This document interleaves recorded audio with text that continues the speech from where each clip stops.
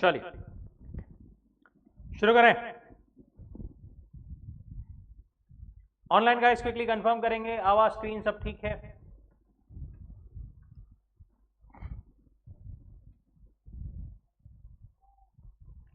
Okay चलो, unit number 3, unit number 1 and 2 अपन ने कल कंप्लीट किया था। Price output determination under different forms of market. Unit number 3 अपने को कंप्लीट करना है आज। उसमें अपन ने परफेक्ट कंपटीशन के फीचर्स क्या क्या है वो अपन ने देखे थे। Now the main thing, price determination under perfect competition. Perfect competition के अंदर जो है प्राइस डिटर्मिनेशन कैसे होता है। सबसे पहली चीज, इक्विलिब्रियम ऑफ द इंडस्ट्री। सबसे पहली चीज बताओ, इक्विलिब्रियम अपन कब बोलते हैं, कब है यहां पर? A firm is said to be in equilibrium when it's maximizing its profit and has no incentive to expand or contract the production. ऐसे स्टेट में अगर कोई जो है फर्म है जहां पर वो उसका अपना प्रॉफिट जो है वो मैक्सिमाइज कर रही है, it has no incentive to either increase or decrease its production, वहां पर अपन बोलते हैं कि the firm is in equilibrium, जहां पर उसका प्रॉफिट जो है वो मैक्सिमाइज हो रहा है।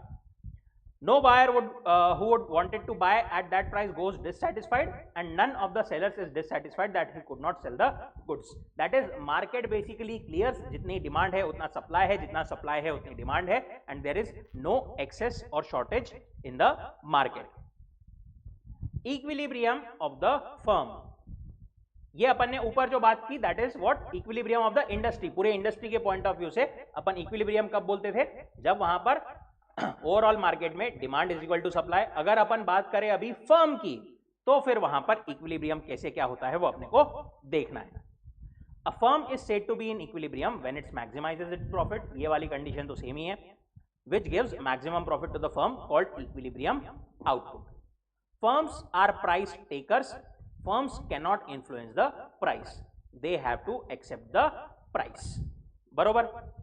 अब यहां पर परफेक्ट कंपटीशन में जो फर्म्स होती है, जो परफेक्ट कंपटीशन में फर्म्स होती है, वो अपना इक्विलिब्रियम डिटरमाइन करने के लिए, देखो इक्विलिब्रियम पे दो चीजें रहती है, एक रहती है प्राइस, एक रहती है output. That price multiplied by that quantity is what is our, मतलब जितना अपना टोटल रेवेन्यू उसके हिसाब से टोटल प्रॉफिट मैक्सिमाइजेशन रहेगा। अब यहां पर जो परफेक्ट कंपटीशन में फर्म्स है वो प्राइस डिटरमाइन कर सकती है क्या?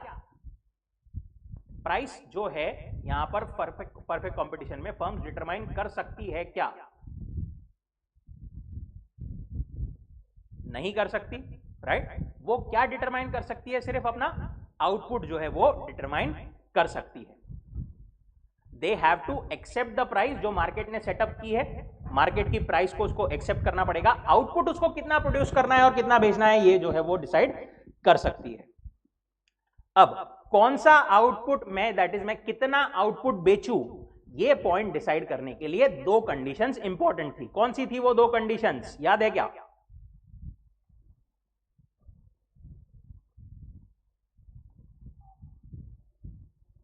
सब अपन ने एग्जांपल देखा था। दो मेन अपनी जो कंडीशन थी वो कौन सी थी? MR should be equal to MC, that is my marginal revenue is equal to my marginal cost. And दूसरी कंडीशन क्या थी? The marginal cost curve should cut the marginal revenue curve from below. That is to say, perfect competition में अगर मैं बात करूं, perfect competition में ये जो है एक फर्म की डिमांड कर्व हो गई, राइट? एवरेज रेवेन्यू बोलो, MR मार्जिनल रेवेन्यू बोलो, सब सेम ही है, राइट? मार्जिनल कॉस्ट कर्व अगर ऐसी है तो यहां पर इक्विलिब्रियम का पॉइंट कौन सा रहेगा? कौन सा आउटपुट उसने प्रोड्यूस करना चाहिए? ये वाला A या ये वाला B? उसने पॉइंट ये वाला, दैट इज B पॉइंट पर इतना आउटपुट जो है वो प्रोड्यूस करना चाहिए, क्योंकि यहां पर दोनों कंडीशन सेटिस्फाई होती है, that my MR is equal to my MC and the MC curve should cut the MR curve from below. अब इसी को अपन ने short run and long run में देखना था। शॉर्ट रन में we shall begin with short run decisions and then move on to the long run discussion. Short run supply curve of the firm in a competitive market. ये यहां पर अपन क्या बोलते थे कि जो यहां पर अपन ने कर्व निकाली, ये है मेरी डिमांड कर्व भी बोल लो इसको, एवरेज रेवेन्यू भी बोल लो, या फिर मार्जिनल रेवेन्यू भी बोल लो।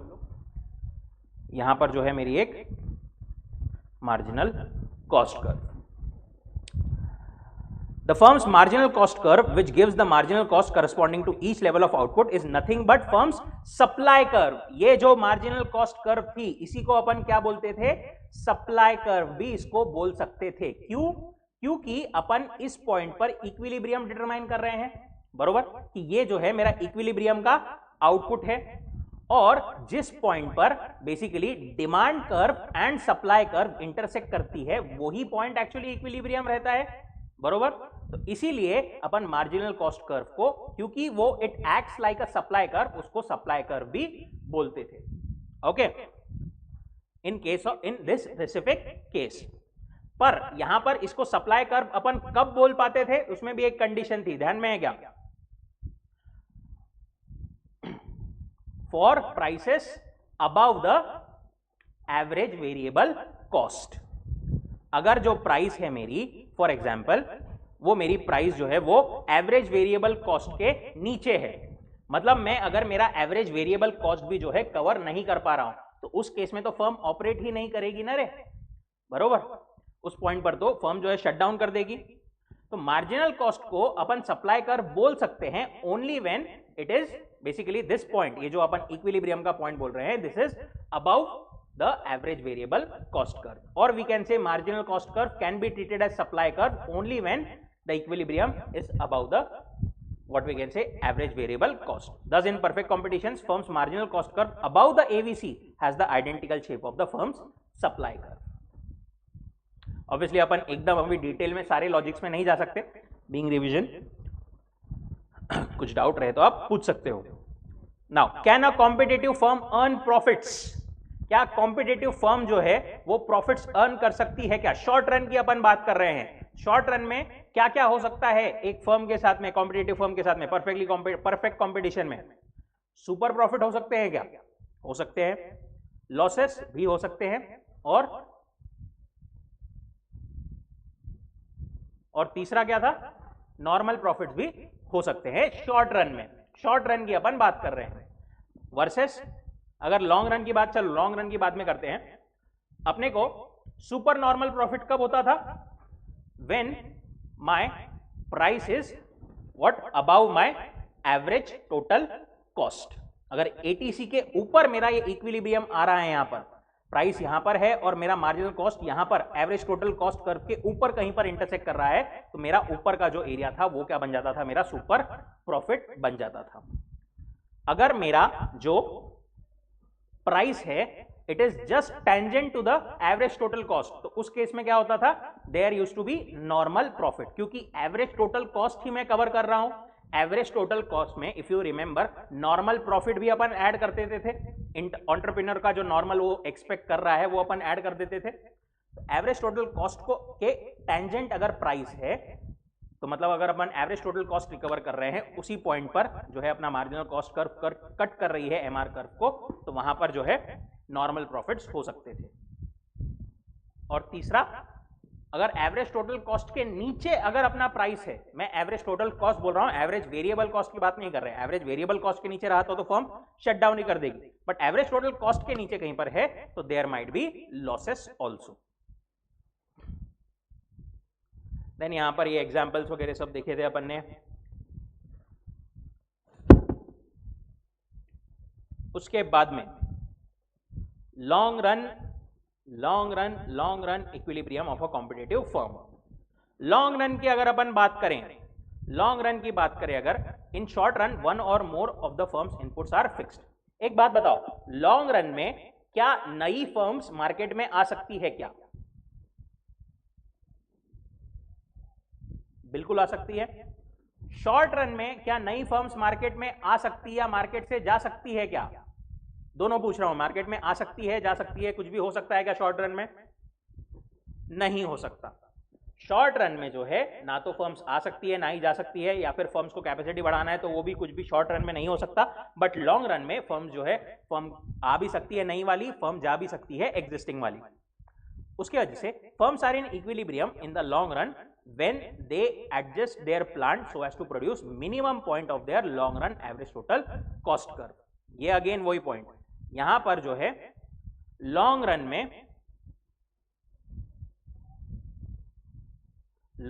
में अपन अपना मिनिमम पॉइंट जो long run average cost curve का आता था, that was our optimal point of production, right? उसी क्वांटिटी पर प्रोड्यूस करना था, बरोबर?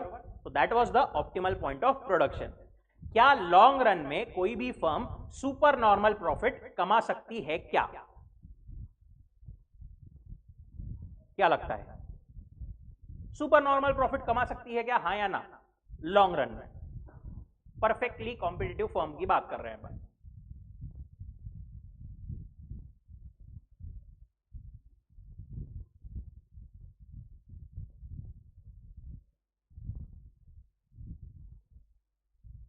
परफेक्ट कंपटीशन में लॉन्ग रन में फर्म जो है क्या वो सुपर प्रॉफिट कमा सकती है क्या? आंसर इज नहीं कमा सकती। लॉन्ग रन में कोई भी परफेक्ट कंपटीशन में फर्म जो है वो सुपर प्रॉफिट नहीं कमा सकती। लॉसेस कर सकती है क्या? नहीं, जनरली लॉसेस भी नहीं होते हैं, वहां पर जो है सिर्फ नॉर्मल प्रॉफिट्स होते हैं। क्यों होते हैं, लॉजिक याद आया क्या थोड़ा सा? क्योंकि लॉन्ग रन में सुपर प्रॉफिट कब होगा? सुपर प्रॉफिट तब होगा जब एवरेज टोटल कॉस्ट के ऊपर मेरी प्राइस है, ज्यादा प्राइस मिल रही है, ये बाकी लोगों के भी आंखों में आएगा, बाकी लोगों के भी ध्यान में आएगा, और क्योंकि लॉन्ग रन है तो नए लोग मार्केट में एंटर कर जाएंगे, ज्यादा सप्लायर्स आ जाएंगे, वो लोग क्या करेंगे, सप्लाई बढ़ा देंगे, सप्लाई बढ़ा देंगे तो प्राइस जो है वो कम हो जाएगी और जो सुपर प्रॉफिट आ रहा था वो वापस नॉर्मल लेवल पर आ जाएगा। वैसे ही अगर लॉसेस हो रहे हैं तो जो एग्जिस्टिंग फर्म्स है उसी में से बहुत सारी फर्म्स मार्केट छोड़कर चली जाएगी। लॉसेस अगर हो रहे हैं लॉन्ग रन में तो उस केस में जो सप्लाई है वो कम हो जाएगा, डिमांड उतनी ही है, सप्लाई कम हो जाएगा तो प्राइसेस बढ़ जाएगी और वापस लॉसेस से जो है नॉर्मल प्रॉफिट्स के लेवल तक वो आ जाएगी। लॉन्ग रन में जो है perfectly competitive firm generally earns normal profits.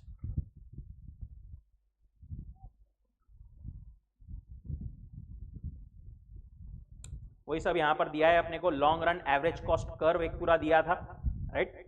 उसके बाद में वहां पर अपन ने पूरा एनालिसिस किया था, वहां पर शॉर्ट रन भी, मतलब एक लॉन्ग रन है पूरा, एक पूरा लॉन्ग रन है तो इसके मिनिमम पॉइंट पे प्रोडक्शन करना है। यहां पर बहुत सारे छोटे छोटे short run average cost curve भी रहेंगे, बरोबर? इस पॉइंट पर एक पॉइंट अपने को ऐसा मिलेगा जहां पर corresponding short run average cost curve भी अपने को मिनिमम मिलेगी, वो वाला प्लांट साइज जो है अपन ने चूज करना है और उसी पॉइंट पर जो है प्रोडक्शन करना है।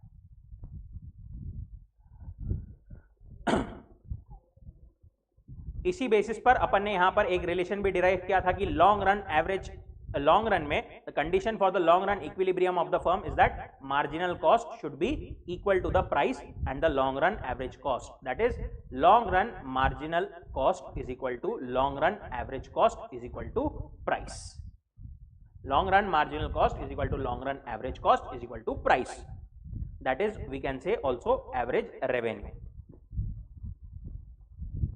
और क्योंकि इसमें अपन ने शॉर्ट रन का भी एक जो अपन ने एग्जांपल बोला, या फिर मतलब उस पॉइंट पर, उस स्पेसिफिक पॉइंट पर शॉर्ट रन भी एक कोई तो भी प्लांट रहेगा, तो इसीलिए further long run marginal cost is equal to long run average cost is equal to short run marginal cost is equal to short run average cost is equal to price is equal to marginal revenue. ये पूरा आता है in the long run equilibrium condition.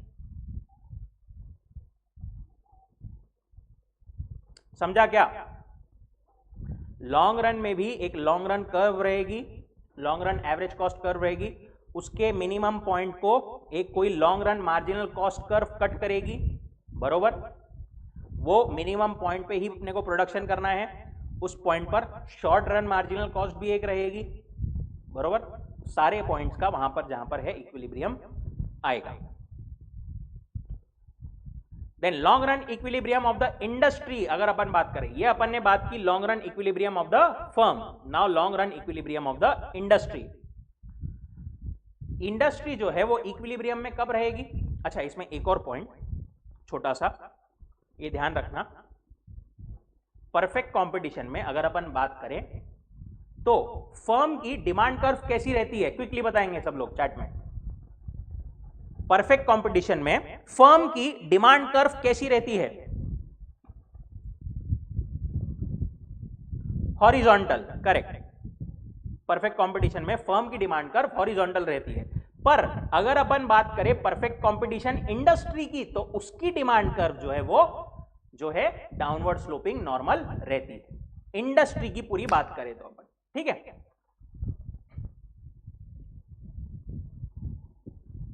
क्योंकि industry को जो है prices industry में कम हुए तो ही ओवरऑल इंडस्ट्री की डिमांड बढ़ेगी, तो इंडस्ट्री के पॉइंट ऑफ व्यू से वो डाउनवर्ड स्लोपिंग रहेगी। All firms in the industry are in equilibrium, that is all firms are maximizing profits. Long run में इक्विलिब्रियम इंडस्ट्री का कब रहेगा? When all firms are in equilibrium, सारी firms जो है वो इक्विलिब्रियम में रहेगी, तभी जो है टोटल इंडस्ट्री भी जो है काय में रहेगी? इक्विलिब्रियम में रहेगी।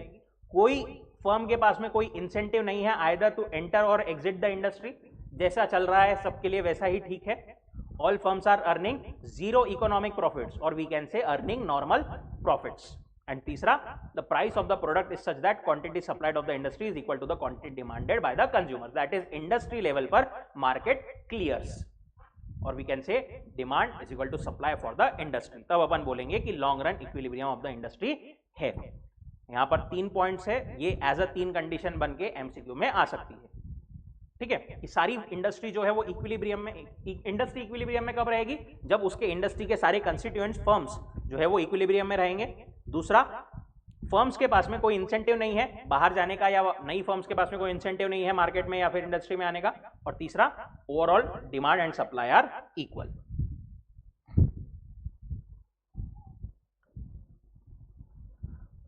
In the long run, all firms under perfect competition are optimum firm having optimum size, and these firms charge minimum possible price which just covers their marginal cost. Long run में हर कोई जो है वो basic इसी point पर बेचेगा which just covers their marginal cost, right? क्योंकि वही अगेन वही लॉजिक जो अपन ने देखा, एकदम अगर अपन ने ऊपर देखे, ऊपर अगर बेचते रहे तो वहां पर जो है नई फर्म्स आ जाएगी, एकदम नीचे बेचते रहे तो एग्जिस्टिंग फर्म्स चली जाएगी लॉसेस के केस में। Thus in the long run under perfect competition market mechanism leads to optimal allocation of resources. Again optimality is shown by following outcomes. ये चीजें होती है, output is produced at minimum feasible cost, जो best minimum feasible cost है वहां पर जो है प्रोडक्शन होता है लॉन्ग रन में परफेक्ट कंपटीशन में। जो लॉन्ग रन में अपन देखा था मिनिमम पॉसिबल कॉस्ट है उस पॉइंट पर प्रोडक्शन होता है, ऐसा लॉन्ग रन कॉस्ट के मिनिमम पॉइंट पर। कंज्यूमर्स पे मिनिमम पॉसिबल प्राइस, कंज्यूमर जो है जितना मिनिमम पॉसिबल प्राइस हो सकता है उसी प्राइस को पे करते हैं, और we can say marginal cost is equal to average revenue, marginal cost is equal to average revenue is equal to price, sorry price.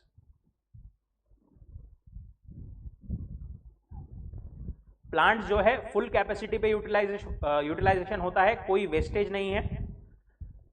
Firms जो है सिर्फ नॉर्मल प्रॉफिट अर्न कर रही है, फर्म्स अपना प्रॉफिट मैक्सिमाइज कर रही है, and there is optimum numbers of firm in the industry, जितनी चाहिए परफेक्टली उतनी ही फर्म्स है।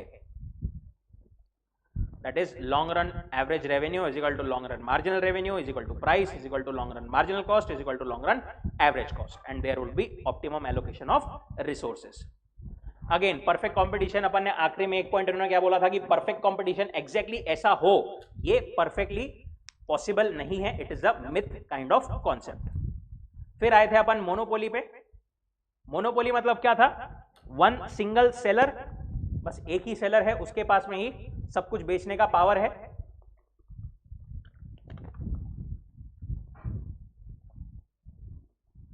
वो जो सिंगल सेलर है वो खुद ही में पूरी इंडस्ट्री है। फीचर्स क्या था इसका? Single seller of the product, no distinction between firm and industry, वो पर्सन ही पूरी इंडस्ट्री है। दूसरा, बैरियर्स टू एंट्री, उसमें बहुत ज्यादा स्ट्रॉन्ग एंट्री बैरियर्स होते हैं, may be economic, institutional, legal, artificial, दूसरे लोग घुस नहीं पाते उस इंडस्ट्री में। नो क्लोज सब्सटीट्यूट्स, मोनोपोली वाला मोनोपोली कब एंजॉय करेगा, जब उसके प्रोडक्ट के कोई क्लोज सब्सटीट्यूट ज्यादा नहीं है। मोनोपोलिस्ट जो है वो प्राइस मेकर रहता है कि प्राइस टेकर रहता है, प्राइस मेकर रहता है, वो प्राइस जो बोलेगा वही लोगों को एक्सेप्ट करनी पड़ेगी। मार्केट पावर, अगेन फर्म के पास में मार्केट पावर होता है, ability to charge price about the marginal cost and earn a positive profit. Then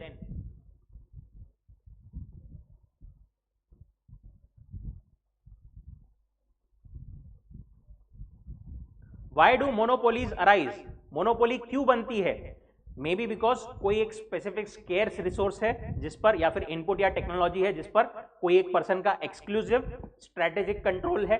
ये चीज तो सिर्फ वही पर्सन के पास में है, इसलिए वही ये चीज बना सकता है। दूसरा, तो developing acquiring control over unique product that is difficult और costly for other companies to copy, कोई अपन ने एक अलग स्पेसिफिक यूनिक प्रोडक्ट डिजाइन कर लिया जो कि दूसरी कोई कंपनीज नहीं बना सकती। गवर्नमेंट ने अपने को कोई एक्सक्लूसिव राइट दे दिया इस चीज के बारे में कि ये चीज सिर्फ आप ही प्रोड्यूस कर सकते हो। कोई अपना स्पेसिफिक पेटेंट या कॉपीराइट है कि ये चीज के बारे में सिर्फ मैं ही प्रोडक्शन कर सकता हूं, या ये स्पेसिफिक चीज का मेरे पास ही राइट है।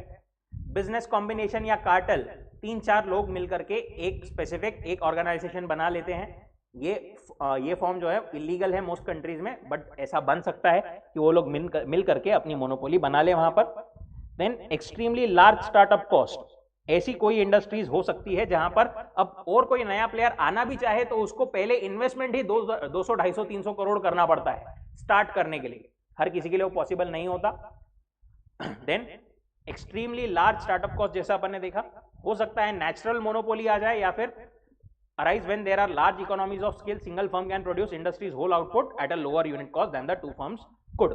कुछ नेचुरल मोनोपोली ऐसी, मतलब may be because of some resources या फिर कुछ और कारणों की वजह से उस फर्म के पास में जो है नेचुरली एबिलिटी है कि वो बाकियों के कंपैरिजन में ज्यादा अच्छी तरीके से कम कॉस्ट पर चीजें प्रोड्यूस कर सकती है। या फिर एनॉर्मस गुडविल, बहुत ज्यादा गुडविल आ गई है कोई कंपनी के पास में, मतलब जैसे अपन ने यहां पर एग्जांपल देखा था बाकरवड़ी का, पुणे में बहुत सारी बाकरवड़ी है, उसको एग्जैक्टली मोनोपोली नहीं बोल सकते अपन, बट स्टिल पुणे में बाकरवड़ी बोले तो सबसे पहला नाम किसका ध्यान में आता, चितड़े का। It is kind of monopoly उसके पास में है। गुडविल इतनी ज्यादा हो जाती है कि और कोई बाकी प्लेयर्स को लोग कंसिडर ही नहीं करते। Stringent legal and regulatory requirements की वजह से भी मोनोपोली आ सकती है। या फिर firms use anti competitive practices, firms जो है वो दूसरी फर्म को घुसने ही नहीं देती उस मार्केट में, उस केस में भी जो है मोनोपोली बन सकती है। मोनोपोली की रेवेन्यू कर्व्स कैसी होती है,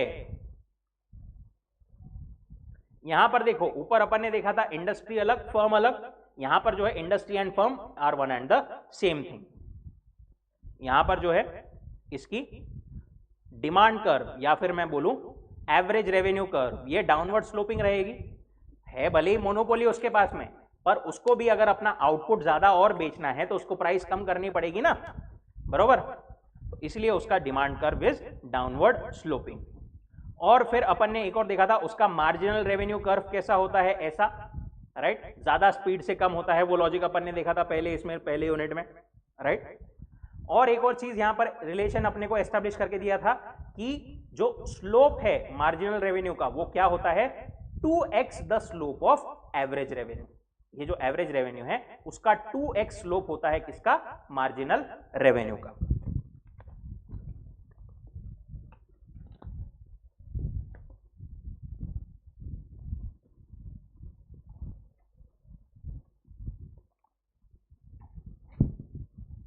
अगेन उसके सारे एग्जाम्पल्स वगैरह सब कुछ देखा था अपन ने। Relationship AR and MR both are negatively slope, negatively slope मतलब ऐसा डाउनवर्ड स्लोपिंग। अच्छा एक और चीज बताओ क्विकली, वैसे तो पता ही होगी सबको, ये वाली कर्व का, ये A कर्व का स्लोप ज्यादा है या ये B कर्व का स्लोप ज्यादा है,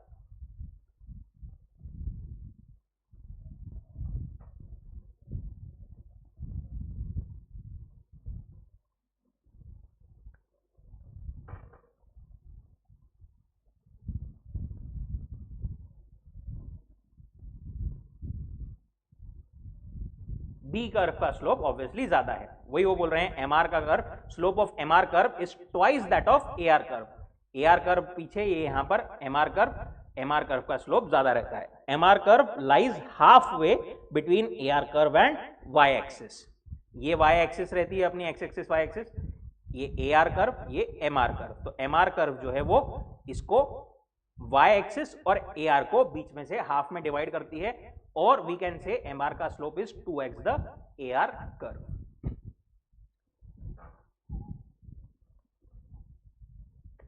average revenue cannot be zero obviously.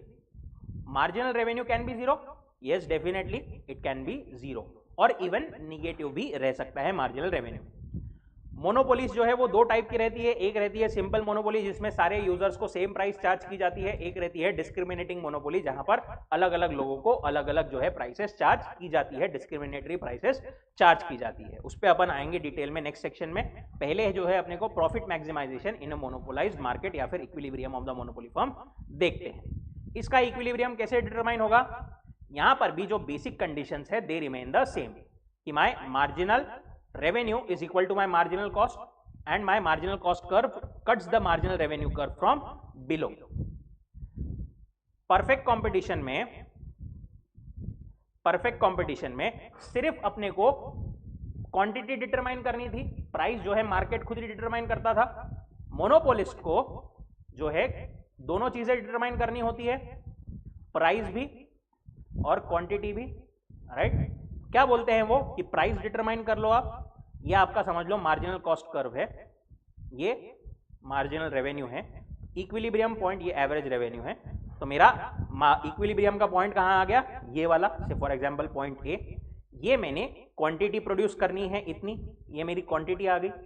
Equilibrium price कैसे डिटरमाइन होता था? फिर इसी लाइन को ऊपर अपन एक्सटेंड कर देते थे ये एआर तक। एआर क्या है? मेरा डिमांड कर्व ही है ना। डिमांड कर्व पे ही तो अपने को प्राइस और क्वांटिटी, इस क्वांटिटी पे मेरे को कितना प्राइस रख सकता हूं मैं, वही तो बताता है ना डिमांड कर्व। तो ये मेरा प्राइस डिटरमाइन हो गया। इस तरीके से मोनोपोलिस्ट जो है डिटरमाइन करता है। शॉर्ट रन के लिए कंडीशंस ऑफ इक्विलिब्रियम बेसिकली क्या है? Twin conditions of equilibrium in monopoly market are the same that of competitive market. Thus the determination of output simultaneously determines the price with a monopolist can charge। ये जो अपन ने अभी देखा कि आप जो है क्वांटिटी डिटरमाइन कर लो बाय द टू कंडीशंस। ये टू कंडीशंस वापस बोल रहा हूं मैं, अच्छे से याद रखना। हो सकता है ना भी आए, बट देयर आर चांसेस किसी भी नाम से किसी भी तरीके से पूछ ले वो। पहली कंडीशन क्या है? MR is equal to MC. ये इसको बहुत बार फर्स्ट ऑर्डर कंडीशन वगैरह ऐसा वो नाम भी देते हैं, आपने एमसीक्यूज वगैरह में पढ़ा होगा। बाद में दूसरा कंडीशन क्या है कि भाई MR curve sorry MC curve should cut MR curve from below.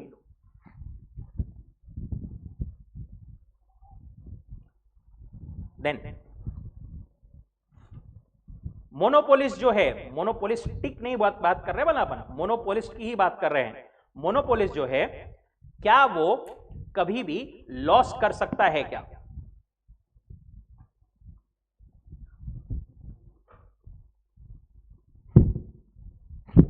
अभी अपन वापस बात करते हैं इसकी शॉर्ट रन की। शॉर्ट रन में मोनोपोलिस्ट लॉस कर सकता है क्या? यही हमको पहली बार देख करके लगता है कि नहीं कर सकता, बट एक्चुअली वो जो है लॉस कर सकता है। सिंगल सेलर है, बिल्कुल सही बात है, वो सिंगल सेलर है, but it again depends on the market. हो सकता है उसके प्रोडक्ट की उतनी डिमांड ही नहीं है, उस केस में फिर वो भी क्या करेगा? बरोबर। शॉर्ट रन में वो, अगर अपन शॉर्ट रन में बात करें, शॉर्ट रन में बात कर रहे हैं अपन, अगेन वो शॉर्ट रन में मार्केट से जा सकता है क्या? नहीं, राइट। तो वहां पर जो है वो हो सकता है उसको लॉसेस वहां पर हो जाए। One of the misconceptions is that it makes profit all the time, but ऐसा नहीं है। It is to be noted that no certainty that monopolist will always earn a economic or supernormal profit. It depends upon his demand and cost condition. अगर monopolist faces very low demand and the cost conditions are such that average total cost is more than his average revenue, he will not be making profits rather इनकर losses. अगर उसका short run average total cost ऐसा है और उसका जो equilibrium price आ रहा है, ये एवरेज रेवेन्यू का कर्व अपन ने पहले यहां पर मार्जिनल कॉस्ट से ये पहले यहां पर उन्होंने ये डिटरमाइन कर लिया क्वांटिटी, और उसके ऊपर करके यहां पर प्राइस डिटरमाइन कर लिया। ये प्राइस डिटरमाइन करके, पर कॉस्ट तो अभी और ऊपर है, प्राइस इतना ही चार्ज कर सकते हैं वो, तो यहां पर ये जो इतना है वो लॉसेस उसका हो जाएगा।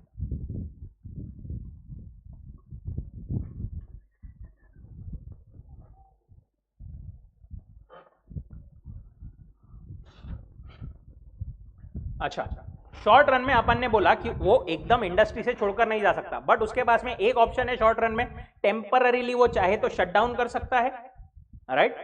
शट डाउन कब कर देगा वो?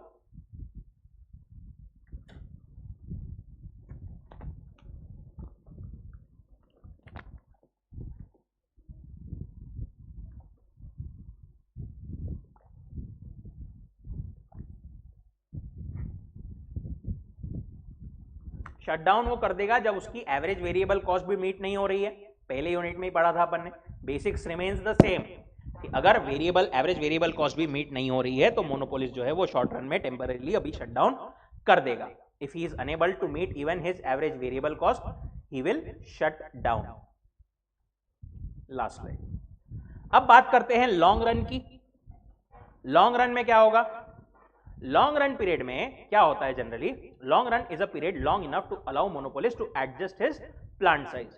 नॉर्मली लॉन्ग रन में मोनोपोलिस्ट क्या कर सकता है? अपनी प्लांट की साइज एडजस्ट कर सकता है। देखो शॉर्ट रन में वो कुछ एडजस्टमेंट नहीं कर सकता, इसीलिए वो हो सकता है कि लॉस भी उसको खा करके वहां पर बैठना पड़े। बट लॉन्ग रन में अपनी प्लांट की साइज थोड़ी बहुत एडजस्ट कर सकता है, वो डिटरमिनेशन सब कुछ कर सकता है अपने फैक्टर्स का, to use his existing plant at a level that maximizes his profit। Perfect competition में अपन ने बोला था लॉन्ग रन में ऐसा कोई, ये है अपना, तो अपने को परफेक्ट कंपटीशन में यहां पर मिनिमम पॉइंट पर ही प्रोडक्शन करना पड़ता था, राइट? बट मोनोपोली में लॉन्ग रन में क्या होता है, ये अगर उसका फॉर एग्जांपल ऐसा जो है ये पॉइंट को टच करता हुआ एवरेज रेवेन्यू उसका है, ठीक है, एवरेज रेवेन्यू है, तो वो चाहे तो सब ऑप्टिमल लेवल पर भी प्रोडक्शन कर सकता है जहां पर उसका प्रॉफिट जो है वो मैक्सिमाइज हो रहा है। फिर सर यहां पर तक क्यों नहीं आ रहा? वो यहां तक तो उसका कॉस्ट और कम होगा, यहां पे कॉस्ट कम होगा बट यहां पर उसका प्राइस भी और कम हो जाएगा। यहां पर उसको ज्यादा प्रॉफिट मिल रहा है, यहां पर जो है प्रॉफिट नहीं मिलेगा, तो वो जनरली सब ऑप्टिमल लेवल पर लॉन्ग रन में काम करता है। In the absence of competition, monopolist need not produce at the optimal level। perfect competition में optimal level पे क्यों प्रोड्यूस करना जरूरी था? क्योंकि there was too much of competition। यहां पर कोई कंपटीशन नहीं है तो वो सब ऑप्टिमल लेवल पर भी जो है प्रोडक्शन कर सकता है। एक अपन ने जो ऊपर एग्जांपल देखा वो टेंजेंट वाला देखा, अभी हो सकता है ऐसा वाला उसका सिनारियो हो कि एवरेज टोटल कॉस्ट उसका यहां पर है नीचे और उसकी डिमांड कर्व यहां पर ऊपर है, राइट? यहां पर जो है उसने यहां पर ई पॉइंट पर आउटपुट डिटरमाइन कर लिया और यहां से जो है उसका प्राइस डिटरमाइन कर लिया। अब आइडियली उसने जैसा परफेक्ट कंपटीशन में देखा था ये एफ पॉइंट तक आना चाहिए था, क्योंकि यहां पर ऑप्टिमल कॉस्ट लगता था, उसको सबसे कम कॉस्ट लगता था।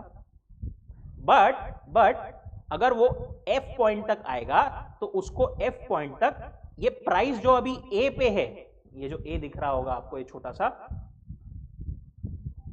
ए पॉइंट पर है, वो प्राइस भी नीचे लाना पड़ेगा, कम करना पड़ेगा, बरोबर? हो सकता है उस केस में उसका जो है ये प्रॉफिट जो है वो सैक्रिफाइस हो जा रहा है, तो वहां पर उसको कोई जरूरत नहीं है, वो चाहे तो सब ऑप्टिमल लेवल पर भी पहले काम करके वहां पर प्रॉफिट्स जहां पर उसके मैक्सिमाइज हो रहे हैं वहां पर जो है ऑपरेट कर सकता है।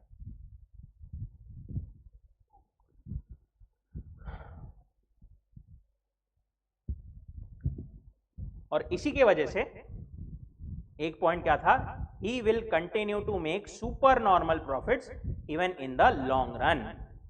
लॉन्ग रन में जनरली क्या होता है, मोनोपोलिस्ट को सुपर नॉर्मल प्रॉफिट्स होते हैं, ठीक है? हमेशा सर सुपर नॉर्मल प्रॉफिट्स ही होंगे क्या? अगर लॉस नहीं हो सकते क्या उसको? देखो लॉन्ग रन में अगर उसको लॉसेस हो रहा है, अगर मार्केट की कंडीशन ऐसी है कि उसको लॉसेस हो रहे हैं लॉन्ग रन में, तो मार्केट छोड़कर ही चला जाएगा, ही will not continue at all, अगर मार्केट की कंडीशन ही ऐसी है तो। बट जनरली लॉन्ग रन में वो उसको सुपर नॉर्मल प्रॉफिट्स होता है जब when the monopolist is continuing. Short run में कुछ भी हो सकता है।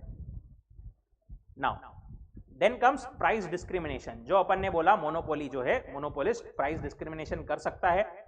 प्राइस डिस्क्रिमिनेशन जो है वो क्या होता है, एकदम सीधे सरल शब्दों में अलग अलग कस्टमर्स को अलग अलग प्राइसेस चार्ज करना, बरोबर, for reasons not associated with cost. अपने को कॉस्ट बनाने की सेम लग रही है, बट मैं एक पर्सन को अलग इस प्राइस पे बेच रहा हूं, दूसरे को अलग प्राइस पर बेच रहा हूं। This is called what, price discrimination. For example जैसे रेलवेज चार्ज करती है सेपरेट हाई वैल्यू और relatively small bulk commodities for freight charges, छोटी चीजों के लिए वो जो है प्राइसेस अलग चार्ज करती है और बड़ी चीजों के लिए ज्यादा प्राइसेस चार्ज करती है। Some countries dump goods at low prices in foreign markets, कुछ जो कंट्रीज है, कुछ फॉर एग्जांपल एक कंट्री है ए, वो बी कंट्री को सेम माल सस्ते में बेचती है, सी कंट्री को थोड़ा महंगे में बेचती है।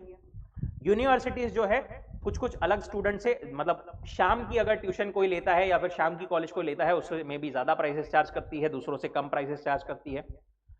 ऐसे जो है अलग अलग एग्जाम्पल जो है वो हो सकते हैं डिस्क्रिमिनेशन के। अब प्राइस डिस्क्रिमिनेशन करने के लिए कुछ कंडीशंस होना पहले जरूरी है। क्या कंडीशन होना जरूरी है? कि सेलर का कुछ कंट्रोल होना चाहिए सप्लाई पर। अगर सेलर सप्लाई पर कंट्रोल सेलर का नहीं है, उस केस में फॉर एग्जांपल वो बोल रहा है, सेलर ए बोल रहा है कि मैं बी को अलग प्राइस पे बेचूंगा, सी को अलग प्राइस पे बेचूंगा। ये कब बेच सकता है? जब ए जो है वो सप्लाई कंट्रोल कर सकता है। अगर सी को वो बोल रहा है मैं ज्यादा प्राइस पर बेचूंगा और सी और कहीं से सप्लाई उसको मिल जा रहा है उस चीज का, तो सी फिर ए से खरीदेगा ही नहीं ना, तो ए जो है उस केस में डिस्क्रिमिनेशन नहीं कर पाएगा। सबसे पहली चीज, seller should have some control over the supply. दूसरा seller should be able to divide his market in 2 और मोर सब मार्केट्स। उसने ऐसा डिवीजन पॉसिबल रहना चाहिए, एक मार्केट जहां पर मैं कम प्राइसेस में बेच सकता हूं, एक मार्केट जहां पर मैं ज्यादा प्राइसेस में बेच सकता हूं। Price elasticity should be different in different sub markets. ये सबसे इंपॉर्टेंट पॉइंट है कि दोनों मार्केट्स में प्राइस इलास्टिसिटी अलग अलग रहनी जरूरी है, राइट? दोनों मार्केट में अगर इलास्टिसिटी सेम रही, तो एक में वो प्राइस कम करेगा तो वहां पर डिमांड बढ़ जाएगी, बट दूसरे में प्राइसेस बढ़ाएगा तो वहां की उतनी डिमांड ही कम हो जाएगी। There would be no possibility of discrimination in that case. Price elasticity should be different in different sub markets. इसी केस में वो हाई प्राइस किन लोगों के लिए चार्ज कर पाएगा?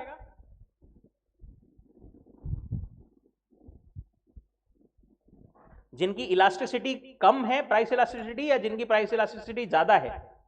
हाई प्राइसेस मोनोपोलिस्ट किसको चार्ज करेगा? जिनकी प्राइस इलास्टिसिटी ज्यादा है या कम है? इनइलास्टिक, दैट इज कम है, उन लोगों को ही वो जो है प्राइसेस जो है वैसे ज्यादा चार्ज कर सकता है। जिन लोगों की प्राइस इलास्टिसिटी बहुत ज्यादा है उनको ज्यादा प्राइस चार्ज करेगा तो वो लोग तो उसको छोड़कर चले जाएंगे। It should not be possible for the buyers of low price market to resell the products to the buyers of the high price market। यहां पर बी लोगों के लिए यह पॉसिबल नहीं रहना चाहिए कि ए से सस्ते में माल खरीदकर सी को ही वो बेच रहे सस्ते प्राइस में। उस केस में सी जो है वो ए के बजाय बी से ही प्राइस खरीद लेंगे, सॉरी वो गुड्स खरीद लेंगे, बरोबर? ये पॉसिबिलिटी वहां पर नहीं रहनी चाहिए। अब यहां पर इन्होंने, अपन ने यहां पर देखो डिवीजन भी कैसे होता है उसका एग्जांपल देखा था पूरा, राइट? ए से बी में कैसे क्या होता है, अपन ऑब्वियसली पूरे एग्जांपल में डीप में नहीं जा सकते, बट बेसिकली क्या था, जहां पर आपका मार्जिनल रेवेन्यू कम है वहां से जो है आप गुड्स ट्रांसफर करते थे टू द मार्केट जहां पर मार्जिनल रेवेन्यू ज्यादा है, बरोबर? अगर मार्जिनल रेवेन्यू मेरा 15 है in market A and 24 in market B, तो मैं मार्केट ए से मार्केट बी में जो है गुड्स को ट्रांसफर करूंगा। मैं ए में से ट्रांसफर करूंगा बी में, तो ए की जो है सप्लाई कम हो जाएगी ए वाले मार्केट में, दैट इज प्राइस बढ़ जाएगी ए वाले मार्केट में। जिसका मार्जिनल रेवेन्यू कम है वहां पर जो इलास्टिसिटी है वो भी क्या रहेगी, कम रहेगी, राइट। यहां पर प्राइस बढ़ेगी तो भी कुछ ज्यादा फर्क नहीं पड़ेगा, बट यहां पर मैं ए से बी में मार्केट में लाऊंगा तो बी में सप्लाई बढ़ेगा, सप्लाई बढ़ेगा तो प्राइस कम होगा, प्राइस कम होगा तो ये लोग यहां पर ज्यादा डिमांड करेंगे क्योंकि यहां पर जो इलास्टिसिटी है वो ज्यादा है, यहां पर फायदा होगा, राइट। तो ट्रांसफर ऐसा होते रहेगा किस पॉइंट तक, जब तक my marginal revenue is A is not equal to my marginal revenue in B. दोनों मार्केट्स में जिस पॉइंट पर मार्जिनल रेवेन्यू इज इक्वल उस पॉइंट पर बस रुक जाना चाहिए फॉर ट्रांसफर। मेन पॉइंट इसमें एक ही याद रखना बस कि अपने को ट्रांसफर जो है कौन से मार्केट से कौन से मार्केट में करना है, जहां पर मार्जिनल रेवेन्यू कम है उस मार्केट से जहां पर मार्जिनल रेवेन्यू ज्यादा है उस मार्केट में अपने को ट्रांसफर जो है वो करना है, ठीक है। जहां पर मार्जिनल रेवेन्यू ज्यादा है वहां पर इलास्टिसिटी ज्यादा है, जहां पर मार्जिनल रेवेन्यू कम है वहां पर इलास्टिसिटी कम है, ठीक है। और अपने को कौन से पॉइंट तक ट्रांसफर करना है, जब तक marginal revenue in A is not equal to marginal revenue is B, उस पॉइंट तक करना है, उसके आगे बस वहां पर रुक जाना है। This is the optimal condition for profit maximisation in discrimination.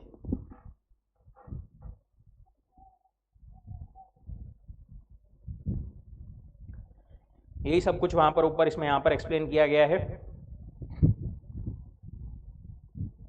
Objectives of price discrimination क्या रहते हैं कि मैक्सिमम प्रॉफिट अपन अर्न करें, जो सरप्लस स्टॉक है उसको डिस्पोज ऑफ कर दे, इकोनॉमीज ऑफ स्केल एंजॉय कर पाए, capturing foreign market, secure equity through pricing etcetera, ये सब अपन ने देखा था। अभी इसमें 3 डिग्रीज थे प्राइस डिस्क्रिमिनेशन के मोनोपोली में। कौन से थे 3 डिग्रीज, फर्स्ट सेकंड थर्ड जो थे degrees. First degree of discrimination उसमें क्या होता था, एंटायर कंज्यूमर सरप्लस वहां पर सक ऑफ कर लेता था मोनोपोलिस्ट। वो वहां पर प्राइसेस कैसे चार्ज करता था, कस्टमर टू कस्टमर बेसिस पे, कस्टमर को देख करके, ये लग रहा है ज्यादा प्राइस पे कर सकता है इसको ज्यादा प्राइस पे कर दो, ये लग रहा है कि कम प्राइस पे कर सकता है इसको कम प्राइस चार्ज करो। हर कस्टमर टू कस्टमर जो है वो price customer to customer identify करके अलग अलग प्राइसेस जो है वो चार्ज करता था अंडर द फर्स्ट डिग्री। ये किसने दिया था क्लासिफिकेशन, ये भी याद रखना, Pigou, professor Pigou. Under the first degree monopolist separates the market into each individual consumer and charges them prices they are willing and able to pay। पूरा consumer surplus उस केस में वो एक्सट्रैक्ट कर लेता था मोनोपोलिस्ट। सेकेंड डिग्री ऑफ क्या था, ये अपना मतलब प्राइस डिस्क्रिमिनेशन, वहां पर different quantities at different prices, मतलब ज्यादा क्वांटिटी खरीदी तो मे बी एट सस्ते रेट्स पर, कम क्वांटिटीज खरीदी तो ज्यादा रेट पर, राइट, ऐसे जो है वो कर सकता था। यहां पर जो है कंज्यूमर सरप्लस कुछ हद तक मोनोपोलिस्ट फिर भी सक ऑफ कर लेता था। जो ज्यादा क्वांटिटी परचेस कर रहा है इसका मतलब क्वांटिटी क्वांटिटी वैसा वो कर सकते हैं, बट मेन पॉइंट आप इतना ही ध्यान में रखो कि जो कंज्यूमर सरप्लस है मेन पूरा कहां पर एक्सट्रैक्ट होता है, फर्स्ट डिग्री में। सेकेंड डिग्री में will take away only a part of the consumer surplus. और क्लासिफिकेशन या फिर डिस्क्रिमिनेशन यहां पर कैसे होता है, on the basis of quantities. और थर्ड डिग्री ऑफ डिस्क्रिमिनेशन कैसे होता था, बाय सम अदर एट्रीब्यूट्स, जैसे लोकेशन हो गया, कस्टमर सेगमेंट हो गया, राइट, इस लोकेशन में ज्यादा प्राइस उस लोकेशन में कम प्राइस, ऐसे जो है मार्केट में वो प्राइसेस चार्ज करते थे।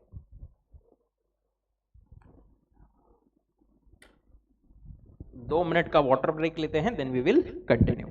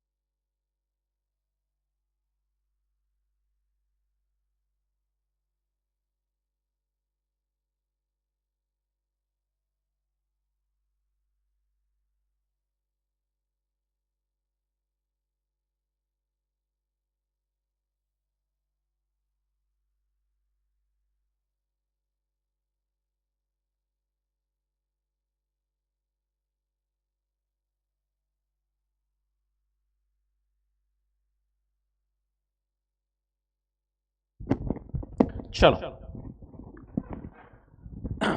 डिस्क्रिमिनेटिंग मोनोपोली में इक्विलिब्रियम कैसे डिटरमाइन होता था?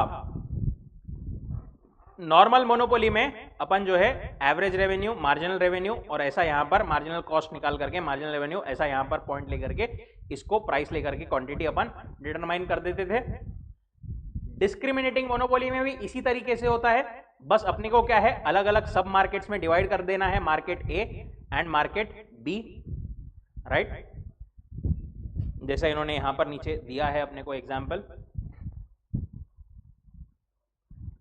मार्केट ए एक क्वांटिटी, मार्केट बी, दोनों का एग्रीगेट लेवल पर अपने को लेना पड़ता है टोटल डिमांड और वो सब डिमांड कर्व वैसा बना करके, उसके बाद में एग्रीगेट अपना जो है मार्जिनल रेवेन्यू का कर्व आ जाता है, मार्जिनल कॉस्ट कर्व जो अपने को उस पॉइंट पर वो ये करती है, इंटरसेक्ट करती है, that is our what optimal quantity. And उस हिसाब से वो जो क्वांटिटी है वो क्वांटिटी अपने को दोनों मार्केट्स में डिवाइड कर देना है।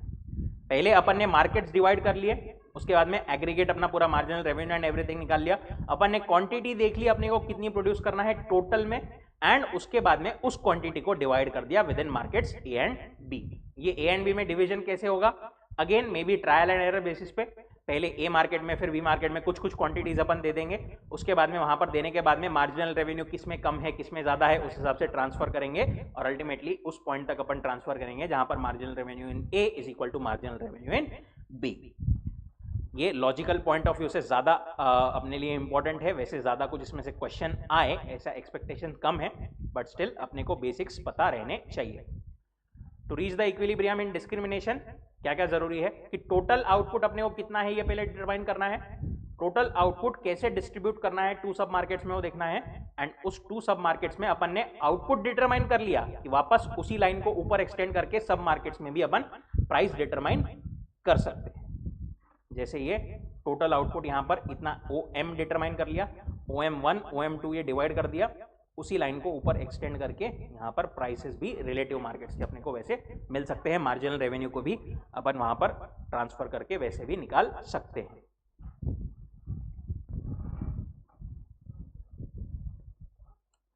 डिसएडवांटेजेस ऑफ डिस्क्रिमिनेटिंग मोनोपोली क्या होता है? It is usually resorted to secure higher profit and to acquire and sustain monopoly. There is loss of economic welfare. Morally देखा जाए तो अपन थोड़ा गलत है, ये इकोनॉमिक वेलफेयर लोगों का यहाँ पर कम होता है, ज्यादा प्रॉफिट यहाँ पर कमाने की हौस से यहाँ पर जो है प्राइस डिस्क्रिमिनेशन होता है। Prices paid is higher than marginal cost. Normally जो है मार्जिनल कॉस्ट के ऊपर ही, मार्जिनल कॉस्ट जितना है ऑप्टिमल लेवल पर उतना ही प्राइसेस रहना चाहिए, बट यहाँ पर प्राइसेस उससे ज्यादा रहते हैं, and also reduce results in reduce consumer surplus. Advantages क्या है यहाँ पर? It increases in revenue due to the price discrimination will enable some firm to stay in the business.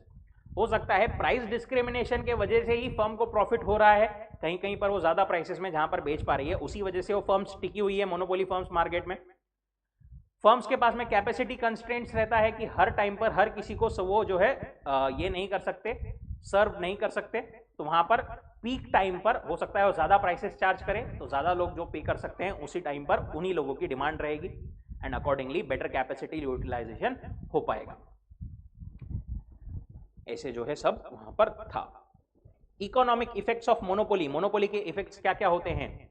एक तो loss of productive and allocative efficiency. Productive efficiency क्या थी?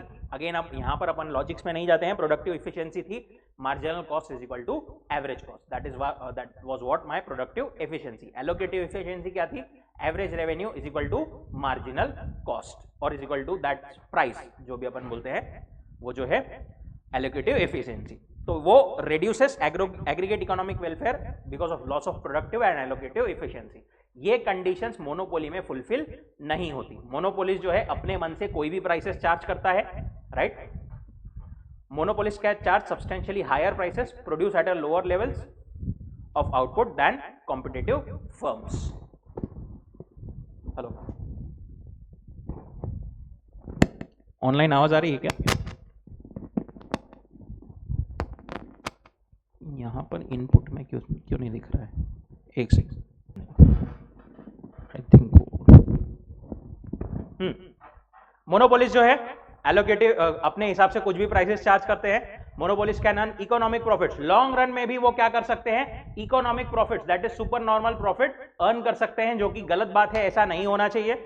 Prices exceed marginal cost, reduces consumer surplus, transfer of income from consumer to monopolist, pay higher prices, not able to substitute goods और services with more reasonably priced alternative. That is basically ये point बोलता है कि consumers का exploitation होता है monopolist द्वारा, consumer की सोवरेनिटी खत्म होती है। मोनोपोलिस्ट कभी कभी जो है अनजस्ट मींस यूज करता है, वो दूसरे लोगों को मार्केट में घुसने ही नहीं देता है।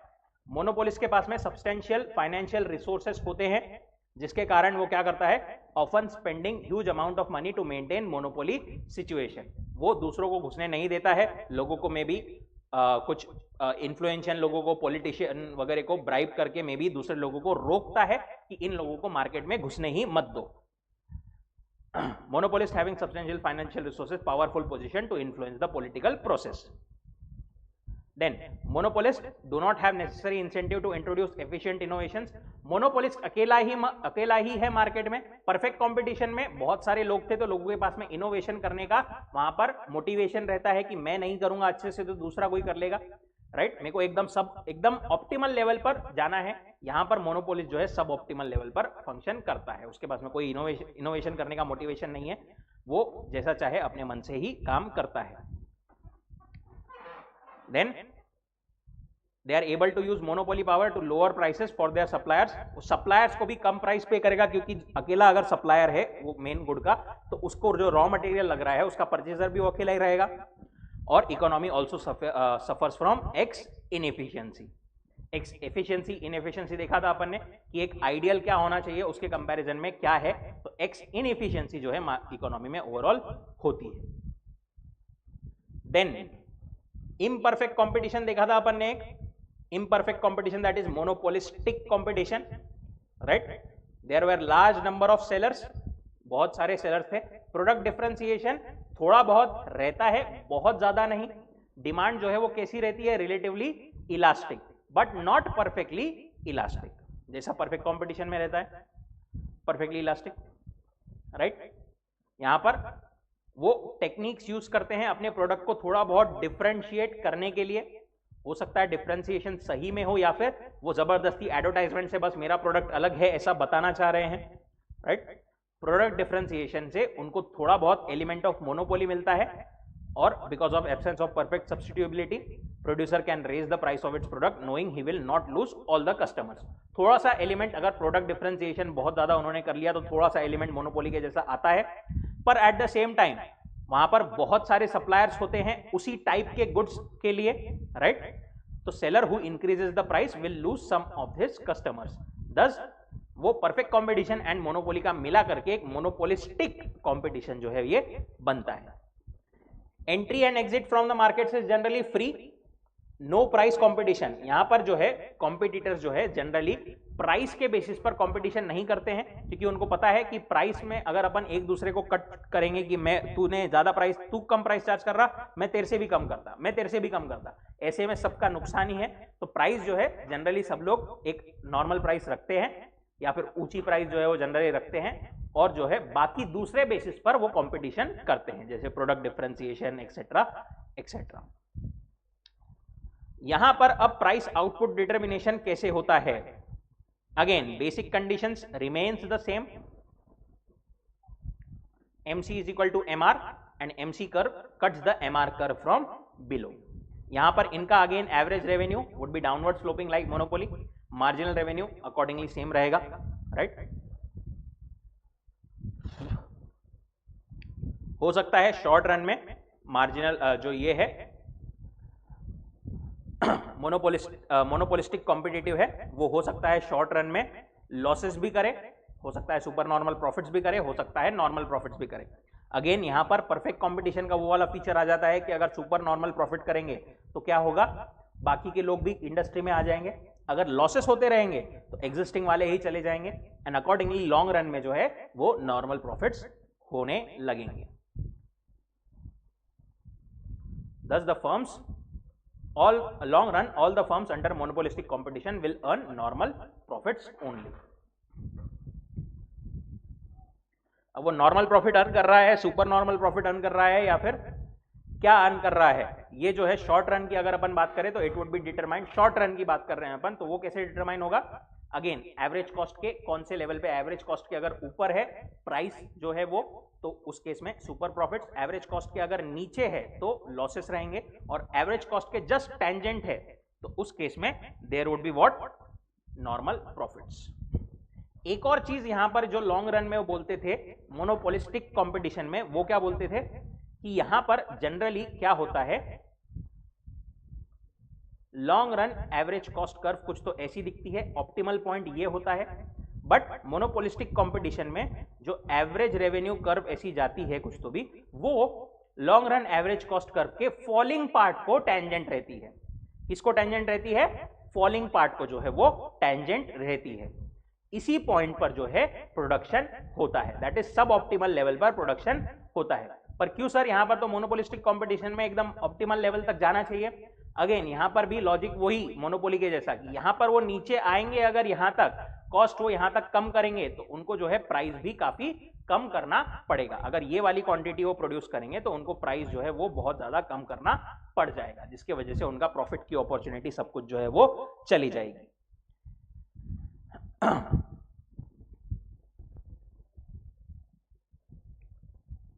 It is to be noted that individual firm which is in equilibrium in the long run will be operating at a level which does not fully realize economies of large scale production. In other words, are not used to optimum capacity. Least cost production, that is long run average cost करके minimum point पे production will be irrational since the price reduction to sell the larger output will exceed the cost reduction made possible.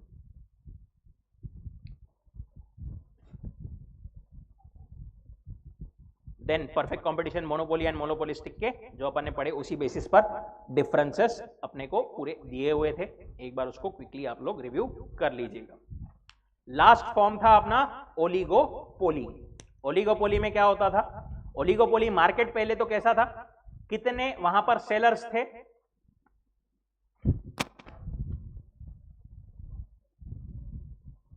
हाँ few ठीक है, वो उन्होंने few is also correct answer, but हो सकता है एमसीक्यू में उन्होंने स्पेसिफिकली दिया है 2 to 10 या फ्यू, तो कुछ भी पूछ सकते हैं, हो सकता है एमसीक्यू में फ्यू भी पूछ ले या फिर 2 to 10 भी पूछ ले। देखो अब ये 2 to 10 जो है वो एग्जैक्ट काउंट नहीं है, but it's a indicative count कि जनरली जो अपन काउंट कर सकते हैं उंगलियों पे उतने ही सेलर्स रहते हैं, बस इस पॉइंट को याद रखना है अपने को। वहां पर होमोजीनियस प्रोडक्ट जनरली वो सेल करते हैं सब लोग, थोड़ा बहुत डिफरेंशिएशन हो सकता है बट जनरली होमोजीनियस प्रोडक्ट रहते हैं। ओलिगोपोलीज जो है arise due to those factors which are responsible for emergence of monopoly. जैसे मोनोपोलीज बनती है वैसे ही कुछ लोगों के पास में ज्यादा कंट्रोल आने की वजह से जो है वहां पर ओलिगोपोलीज बनती है। जैसे टेलीकॉम हो गया, टेलीकॉम में only few suppliers are there, Jio, BSNL, Airtel, Idea, Vodafone, right. वैसे ही cold drink industry is also an example, automobile industry is also an example of oligopoly. Then airline industry, petroleum refining, power generation, supply in most parts of the country, mobile telephony, internet service provider are examples of oligopolistic market. Types of oligopoly, क्या क्या हो सकती थी oligopoly के अलग अलग types. एक तो था प्योर ओलिगोपोली और परफेक्ट ओलिगोपोली। प्योर या परफेक्ट ये एक ही है, हाँ, प्योर या perfect. When the product is homogeneous, जब प्रोडक्ट एग्जैक्ट सेम है, होमोजीनियस है इन नेचर सब लोगों का, तो इट इज कॉल्ड प्योर और परफेक्ट ओलिगोपोली। जैसे एल्यूमिनियम इंडस्ट्री हो गई, right, tends to produce raw materials और produce intermediate goods that are used as inputs by the other industries. Differentiated और imperfect oligopoly on the other hand क्या रहते हैं, when the goods sold is based on the product differentiation। जहां पर product differentiation है it is generally imperfect oligo और differentiated oligopoly. एक होती है ओपन ओलिगोपोली जहां पर बाकी के लोग एंटर कर सकते हैं मार्केट में, एक होती है क्लोज्ड ओलिगोपोली जहां पर entry is restricted. Collusive and competitive oligopoly. Collusive oligopoly क्या होती है, जहां पर सब लोग मिल करके जो है कोल्यूशन में काम करते हैं। when the firms come to a common understanding or act in collusion for fixing a price or output कि हमको इतना ही प्राइस या आउटपुट रखना है, it is what we can say collusive oligopoly। on the other hand competitive oligopoly मतलब ऐसा कोई वहां पर इंडस्ट्री में उनका अंडरस्टैंडिंग नहीं रहता, वो आपस में जो है मिलकर के कुछ डिसाइड नहीं करते, वो सब लोग अपना अपना बरोबर कंपटीशन में काम करते हैं। पार्शियल और फुल ओलिगोपोली में क्या होता था? पार्शियल ओलिगोपोली जहां पर industry is dominated by one large firm, वो एक लीडर होता है in partial oligopoly, right. Leader partial, ऐसा याद रखना, लीडर जो है जनरली उसकी लीडरशिप की वजह से पार्शियलिटी कर सकता है, राइट, इस पॉइंट से आप याद रख सकते हो। फुल ओलिगोपोली मतलब ऐसा कोई लीडर वहां पर नहीं होता। सिंडिकेटेड या ऑर्गेनाइज्ड मोनोपोली, सिंडिकेटेड मोनोपोली मतलब कौन सी? It refers to situation where firms sell their products through centralised syndicate, सारी फर्म्स प्रोड्यूस करके एक सेंट्रल एसोसिएशन जो है उसके थ्रू ही माल बेचेगी, सेंट्रलाइज सिंडिकेट के थ्रू ही माल बेचेगी। ए बी सी तीनों मिलकर के एक कोई चौथा एसोसिएशन, उसके थ्रू ही सारा माल सेल होगा। वर्सेस ऑर्गेनाइज्ड ओलिगोपोली क्या है? यहां पर सब लोग माल इंडिपेंडेंटली अपना अपना बेचते हैं, बट आपस में मिल करके प्राइसेस एंड एवरीथिंग डिटरमाइन करते हैं। refers to situation where the firms organize themselves into central association for fixing price, outputs, quotas, etc.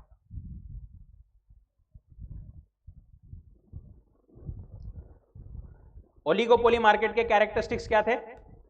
Strategic interdependence, हर एक फर्म जो है अपने कॉम्पिटिटर के हिसाब से ही ऑपरेट करती है in the oligopoly market. This is the most important feature कि एक दूसरे के ऊपर उनका डिपेंडेंस या फिर इंटरडिपेंडेंस रहता है। दूसरे ने क्या कर रहा है उसके बेसिस पर ही इसको काम करना पड़ता है। दूसरे ने कोई नया प्रोडक्ट लाया क्या, मेरे को भी नया प्रोडक्ट लाना पड़ेगा। दूसरे ने प्राइस कम किया क्या, मेरे को भी प्राइस कम करना पड़ेगा। नहीं तो क्योंकि सेलर्स आर फ्यू, तो उस केस में वो अगर ज्यादा डिफरेंशिएट हो गया तो मेरा मार्केट खत्म हो जाएगा, राइट। इसीलिए वहां पर स्ट्रेटेजिक इंटरडिपेंडेंस होता है एक दूसरे फर्म्स के बीच में। दूसरा, importance of advertising and selling cost.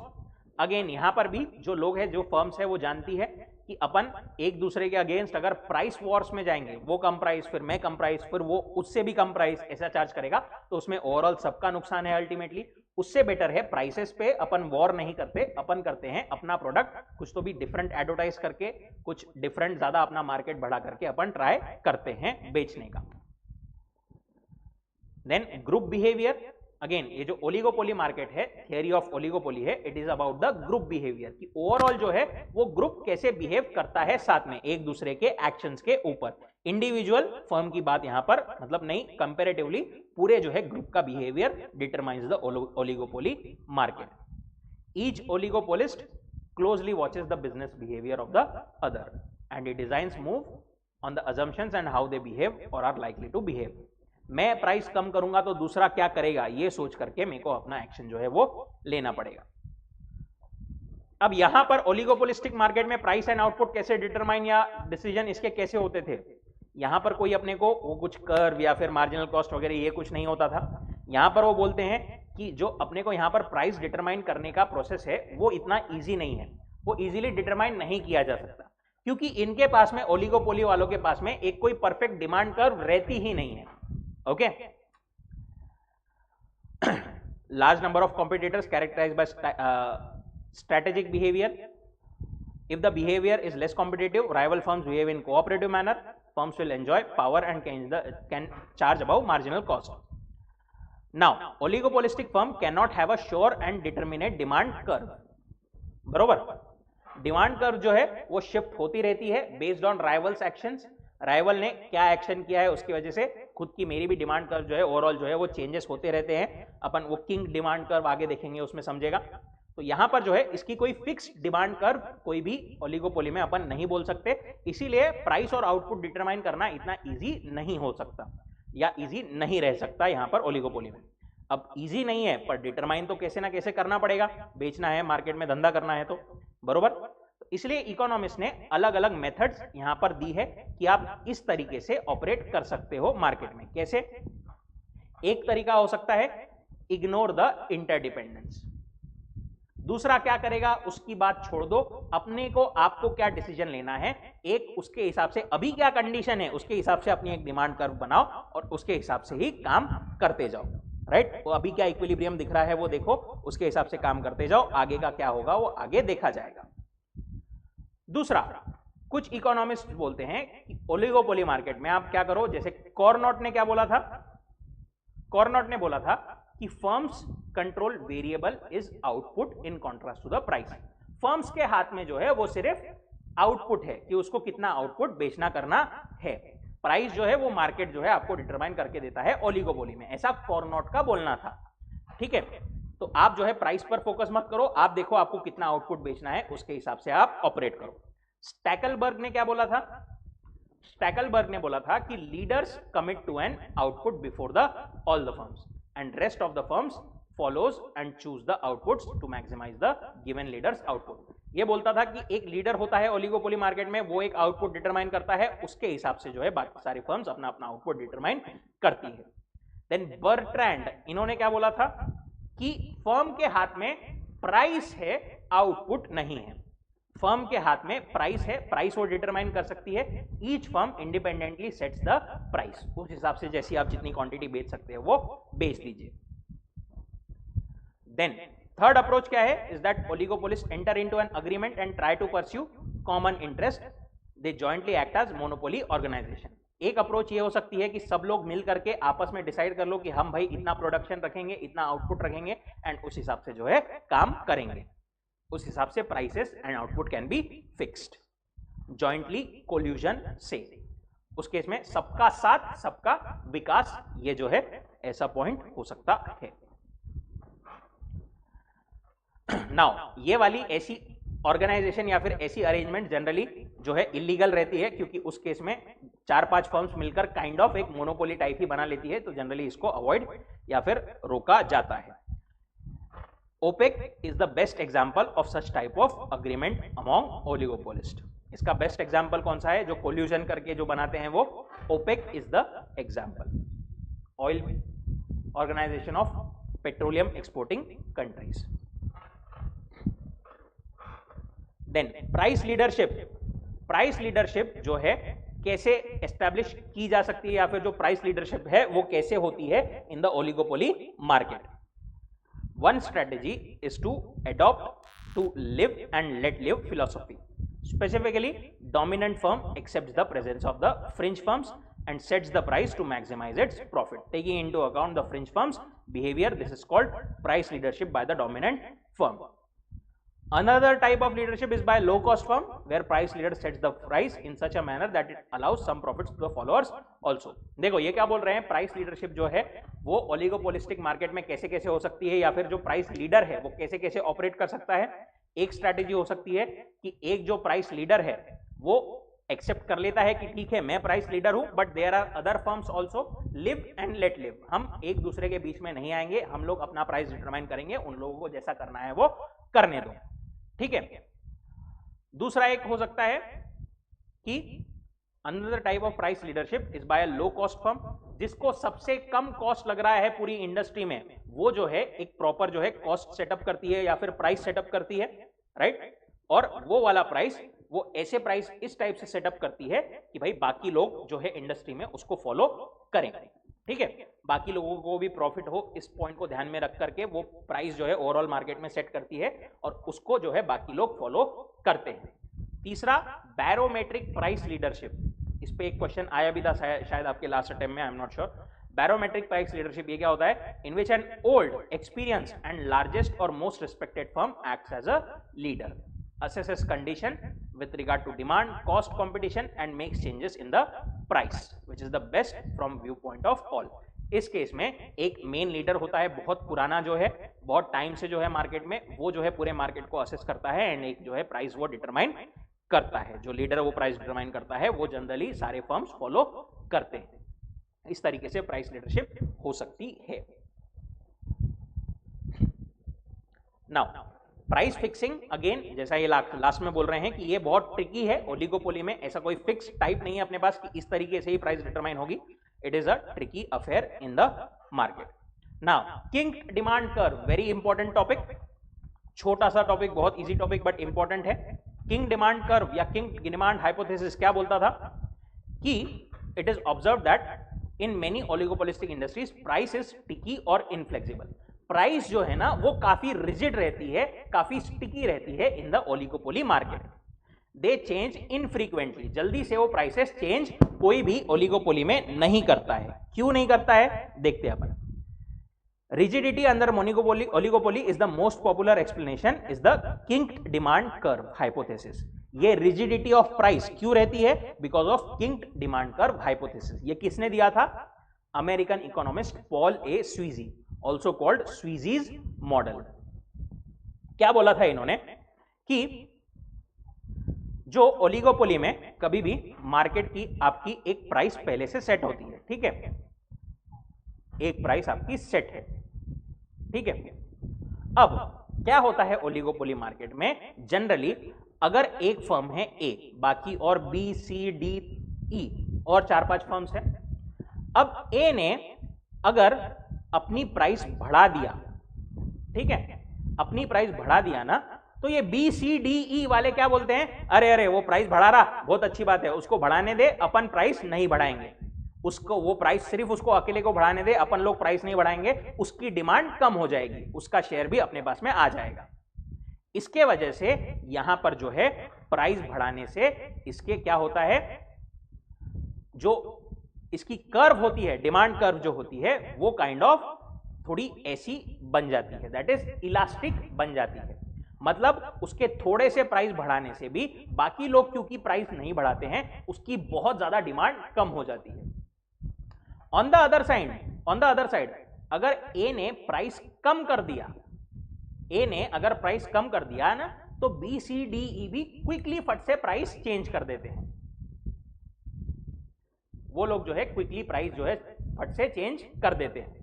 उस केस में क्या होता है, सब लोगों को ही प्राइस, अब पूरे मार्केट में ही प्राइस जो है वो चेंज हो जाती है, तो प्रोड्यूसर जो है जितनी इसके प्राइस कम होने की वजह से डिमांड बढ़नी चाहिए थी, उतनी डिमांड बढ़ती ही नहीं है, उतनी डिमांड जो है वो बढ़ती ही नहीं है, राइट।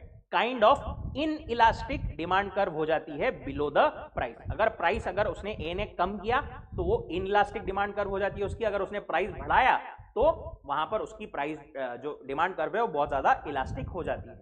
मतलब बढ़ाए प्राइस तो भी नुकसान, कम किए तो भी नुकसान। तो इसीलिए यहां पर ऐसा जो है किंक, या फिर ऐसा जो है क्या बोलते हैं अपन उसको, एक किंक ही अपन बोलते हैं अभी उसको, तो किंक ये डेवलप यहां पर हो जाता है, एक स्पीड ब्रेकर टाइप जैसा जो रहता है ना, वो वहां पर डेवलप हो जाता है। इसीलिए कोई भी फर्म बोलती है कि मैं प्राइस जो है काय को बढ़ाऊं या काय को कम करूं, ना तो बढ़ाने का कोई फायदा है ना ही कम करने का कोई फायदा है। बढ़ाऊंगी तो मेरी डिमांड बहुत ज्यादा कम हो जाएगी, अगर मैं प्राइस कम करूंगी तो ये लोग भी कम कर देंगे, सब लोग मिल करके, राइट। उस केस में मेरी डिमांड बढ़ेगी ही नहीं कुछ, उस केस में जो प्राइस चल रही है उसी को चलने दिया जाए।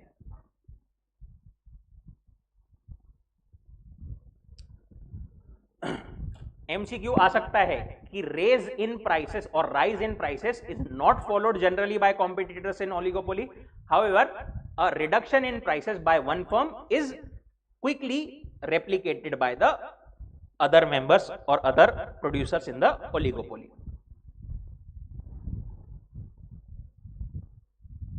Oligopolist firms often have a strong desire for price stability. Although cost or demand change, oligopolistic firms are reluctant to modify the price set by it. Briefly put, effect of a price cut depends on whether its rivals retaliate by cutting the prices. Effects of price increase depends upon whether the prices respond by the raising their prices. And last चीज was other important market forms. एक होता है duopoly. Duopoly में क्या होता है, subset of oligopoly जहां पर सिर्फ 2 फर्म्स होती है इन द मार्केट। डुओपोली का बेस्ट एग्जांपल क्या था, याद है क्या, अपन ने एग्जांपल दिया था,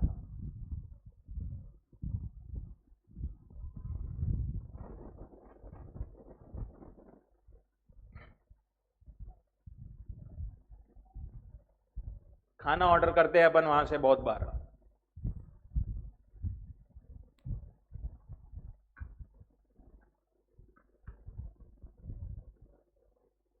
Swiggy Zomato, right. Then monopoly क्या है, जहां पर सिंगल बायर है ऑफ अ प्रोडक्ट और service and mostly applicable to the factor markets. Monopoly मतलब single buyer of the product और सर्विस, ओलिगोप्सोनी मतलब small number of large buyers and is mostly relevant to the factor markets, जहां पर बहुत सारे small number of buyers होते हैं, बड़े बड़े बायर्स होते हैं। देखो नॉर्मली मार्केट में बहुत सारे बायर्स होते हैं, बट ओलिगोप्सोनी में there are small number of buyers which are large in size. And bilateral monopoly क्या होता है, बायर भी एक है, सेलर भी एक है, single buyer and single seller.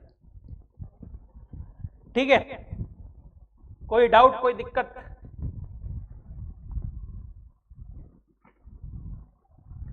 King demand curve theory अच्छे से पढ़ना, ऐसा मतलब कुछ ये नहीं है कि ये आना ही चाहिए पेपर में या वो आना ही चाहिए, बट थोड़ा इंपॉर्टेंट मुझे वो ज्यादा इस अटेम्प्ट के लिए एटलीस्ट लगता है।